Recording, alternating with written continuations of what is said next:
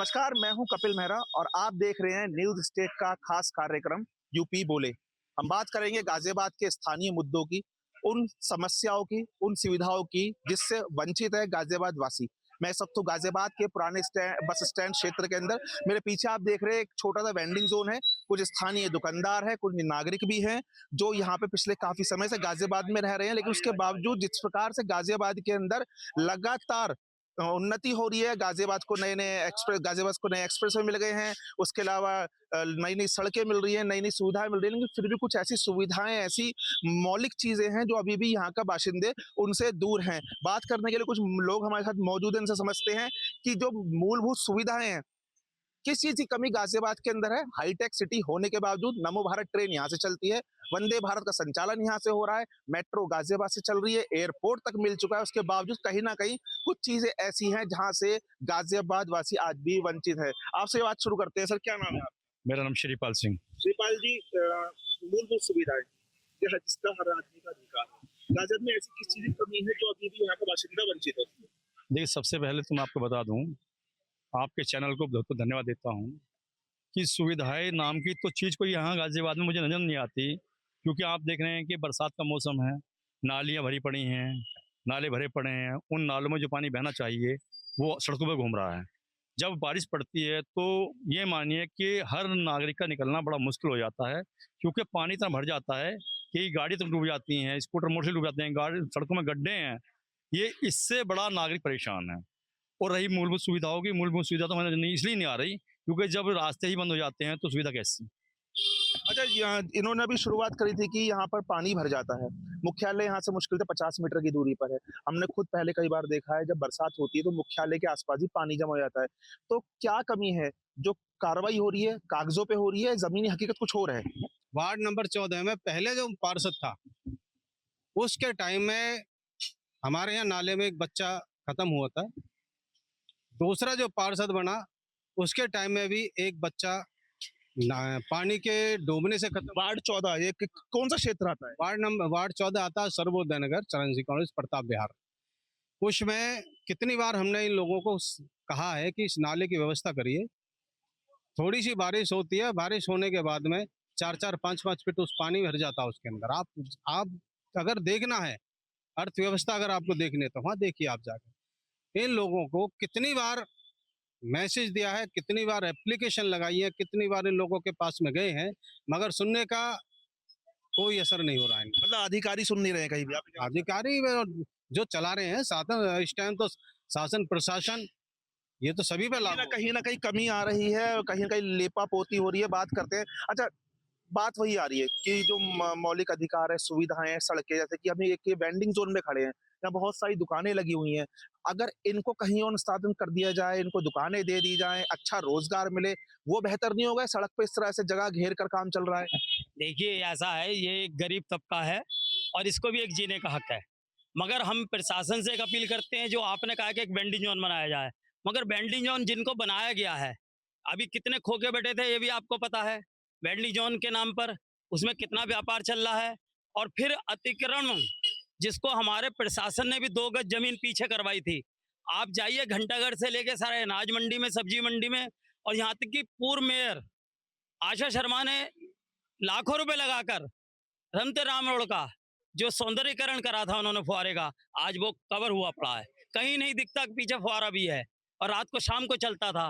तो ये गरीब आदमी जाएगा कहाँ? अतिक्रमण, एक जाम और एक सबसे बड़ा हाउस टैक्स, ये दुविधा है। मूल वो गरीब के लिए भी है और वो अमीर के लिए भी है। अतिक्रमण की बात करी, इनसे बात कर लेते हैं। आपकी दुकान है शायद यहाँ पर?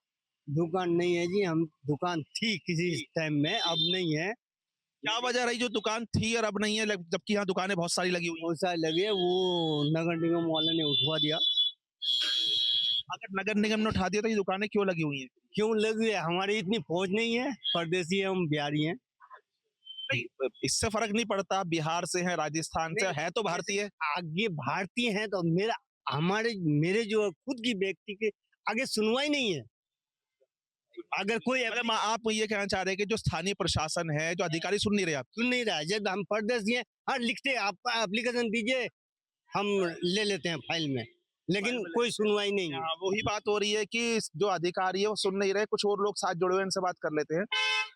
यहाँ का जो भी मेयर बनता है वो कई सौ करोड़ रुपए कमा के बैठ जाता है।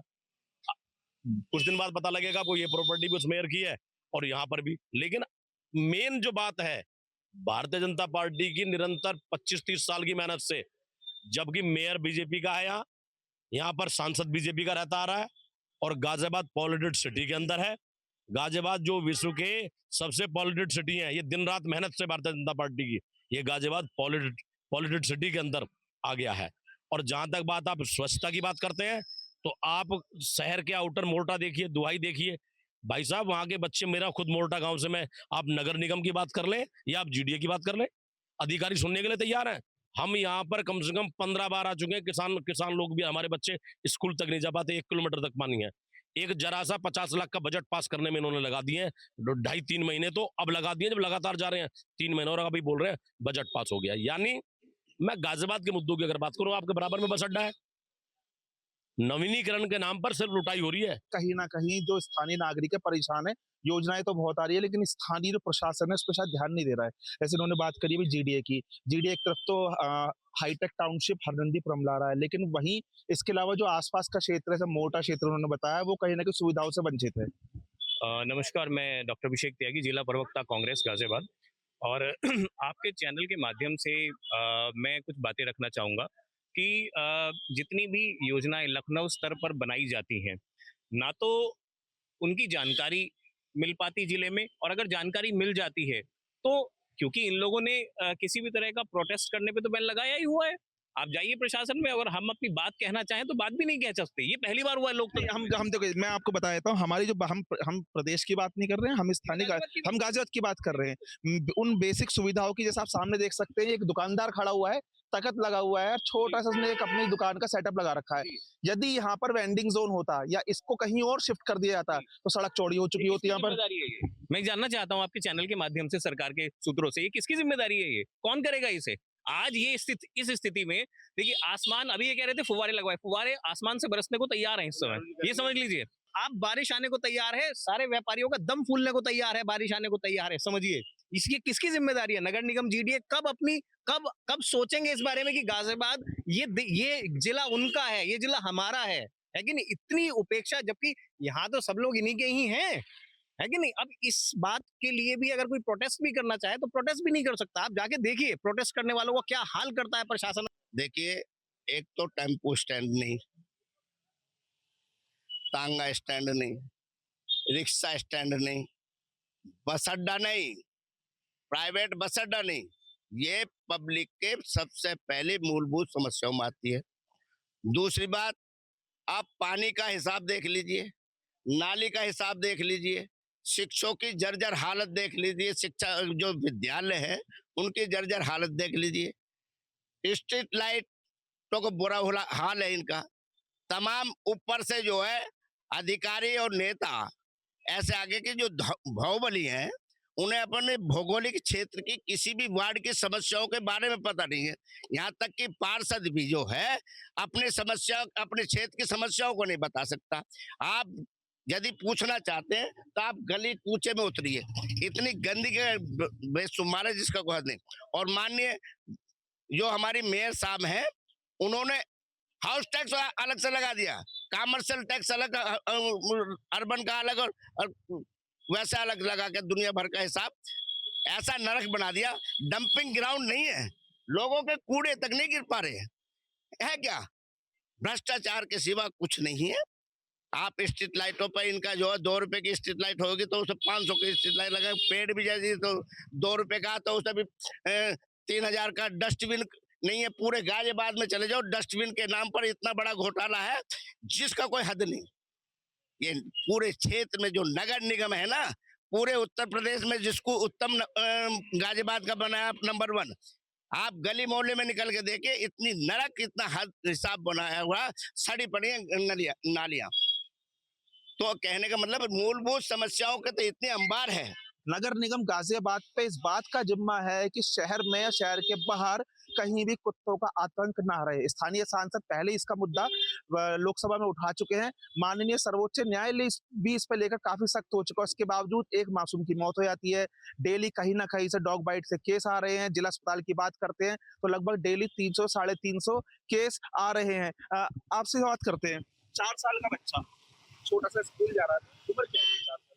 कुत्ते उसे नोच देते हैं, 4 दिन बाद उसकी मौत हो जाती है। क्या कहीं इनकी जिम्मेदारी नहीं है कि देखिए, जिम्मेदारी इसमें दोनों से सबकी है, प्रशासन की भी है और उसके पेरेंट्स की भी है। जब छोटा बच्चा है 4 साल का, तो बच्चे को घर से लेकर स्कूल तक पहुंचाने की जिम्मेदारी उनकी भी है, बस स्टॉप तक की। अब रही बात प्रशासन की, प्रशासन ने नंदी पार्क में, यहाँ पे राजनगर राष्ट्रीय में नंदी पार्क खोल रखा है। मैं कहता हूँ गली में कुत्ते पकड़ते हैं, उनका ऑपरेशन करते हैं, भेज देते हैं, जिससे कि कुत्तों की आबादी ना बढ़े। जो खूंखार कुत्ते हैं उनको तो कम से कम उनका शेल्टर में भेजना चाहिए। उनको, अगर जो खूंखार कुत्ते हैं उनको शेल्टर में भेजना चाहिए। और रही बात कुत्ते पे क्या है कि अभी बीच में बड़ा आंदोलन हुआ था इंडिया लेवल पर, तो उसमें जो हमारे सुप्रीम कोर्ट है उन्होंने एक आदेश पारित किया था, जो डॉग लवर हैं, देखिए इन कुत्तों के कोई नौकरी नहीं है, इनकी कोई नौकरी नहीं है, कोई परिवार नहीं है, कमा के नहीं लाते, इनको भी हम जैसे डॉग लवर ही खिलाते हैं। मगर पेरेंट्स की, मेरे भी बच्चे हैं, मेरे भी घर में बच्चे हैं, तो हम उनको यहाँ तक की केयर से सीढ़ी से उतारते हैं, केयर तक स्कूल तक ले जाते हैं, बस तक ले जाते हैं, वो भी उनका जिम्मेदारी है। ये नहीं बच्चा हमारा कहाँ खेल रहा है, पार्क में खेल रहा है, वहाँ खेल रहा है। सोसाइटियाँ इतनी बड़ी बड़ी हैं, कुत्ते वहाँ कैसे पहुँच जाते हैं अंदर? जो स्ट्रीट डॉग है अंदर कैसे पहुँच जाता, उसे तो छोड़ो। जब आप लिफ्टों के अंदर पेट डॉग वगैरह जो हैं उनके, जो आप लगाए जिनको पालते हैं, और ऐसे ऐसे हैं लिफ्ट खोली और अटैक करते हैं, उन पे जिम्मेदारी किसकी है? उस पर प्रशासन जवाब देगा। बड़ी बड़ी सोसाइटियों में तो आंख बंद कर लेते हैं, क्योंकि वहाँ पे पैसे वाले लोग रहते हैं। यही सवाल मेरा आपसे रहेगा, अगर नगर निगम या निगम पालिका जिसके अंदर वो नाहलगांव क्षेत्र आता है, अगर सही समय पे कार्रवाई करते या वहां विजिट होती रहती, डॉग कैचिंग वैन वहां घूमती, उन कुत्तों को पकड़ लेते, तो शायद ये हादसा नहीं होता। बिल्कुल आपकी बात में दम है।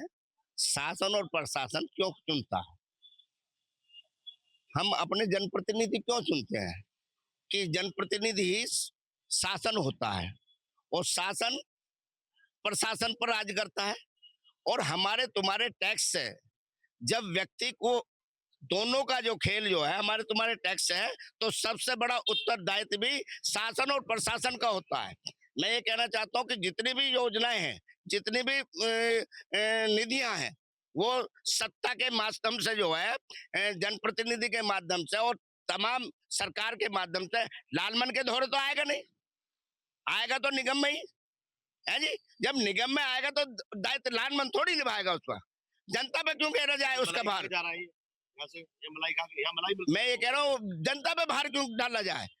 मतलब तनख्वाह लोगे आप, सारी चीज संवैधानिक सीटों पे बैठोगे आप, और जनता पे जो उसका दायित्व कह रहे, कारण क्या है? मतलब कुल मिला, मेरी बात सुनिए, एक बात सुनिए, तुम्हारी लापरवाही से जो गटर का ढक्कन खुला हुआ है, कोई भी व्यक्ति जा रहा है उसमें गिर गया, तो उसके किस अंधेरे की रात्रि में तुम्हें हमें नहीं चमक रहा, तो उसमें घटना किसकी होगी? लापरवाही नगर निगम की है या शासन प्रशासन की है या नहीं है? अधिकारी ही इस समय जो है, अधिकारी और नेता, इन दोनों की विफलता का परिणाम ही जो है वो जनता भुगत रही है इस एक गंदे दौर में, जहां पर कि आम आदमी झेलने को मजबूर है और अपनी बात ना कहने को विवश है। बिल्कुल ना कहने को विवश है। एक आखिरी कमेंट आपसे भी लेना चाहेंगे। टूटी सड़कें, जल भराव नाले, सफाई नहीं हो रही नालों की, स्ट्रीट लाइट नहीं है, ऐसी बहुत सारी समस्याओं को लेकर कहीं ना कहीं अधिकारी कुछ ना कुछ खबर बिल्कुल करते हैं। एक्चुअली इन्होंने जो सारी कमान दे रखी है वो देश को अधिकारी लोग ही चला रहे हैं। यही कारण है कि अधिकारी लोग जो चला रहे हैं, बड़े पैमाने पर जवाबदेही है नहीं, और बड़े पैमाने पर घोटाला होकर के ये आपको लग रहा है कि सफाई नहीं हो रही, ये कागजों में सब सफाई हो रही है। जैसे आपने देखा होगा मध्य प्रदेश के अंदर हॉस्पिटल बन के तैयार, कागजों में, यानी जो कुछ हो रहा है कागजों में हो रहा है। जी, आपसे भी यही सवाल, चुनावी दौर आने वाला है, क्या गाजियाबाद वासियों को साफ सुथरी सड़कें, स्ट्रीट लाइट, सिक्योरिटी कैमरे, महिला सुरक्षा, पुलिस की नाइट पेट्रोलिंग, ये मिलनी चाहिए नहीं चाहिए? बिल्कुल मिलना चाहिए, क्यों नहीं मिलना चाहिए? जब सरकार इनका बजट देती है तो क्यों नहीं, ये इनके जेब में रखने के लिए थोड़ी है।